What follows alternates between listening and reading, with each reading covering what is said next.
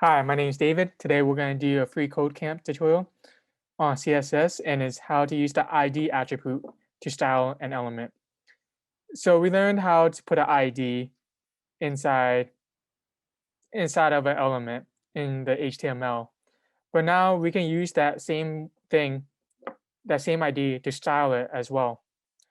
But the difference between the class and ID is that ID should only be applied to one element and it has more importance than the class. So if there's overlapping, and once you're going to code a lot, there's going to be much more dynamic information and overlap. And we're going to show that the ID will override what class styling it has.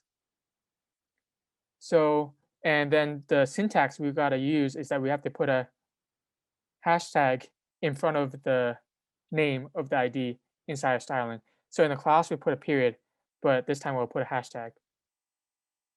So for this example, try giving your form, which now has the ID attribute of cat photo form, a green background.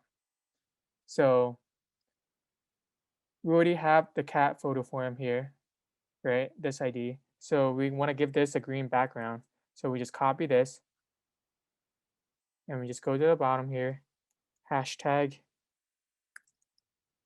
and then curly brackets, background color,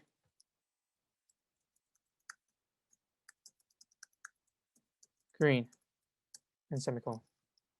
And we can see here now it becomes green. And that's it. Thank you.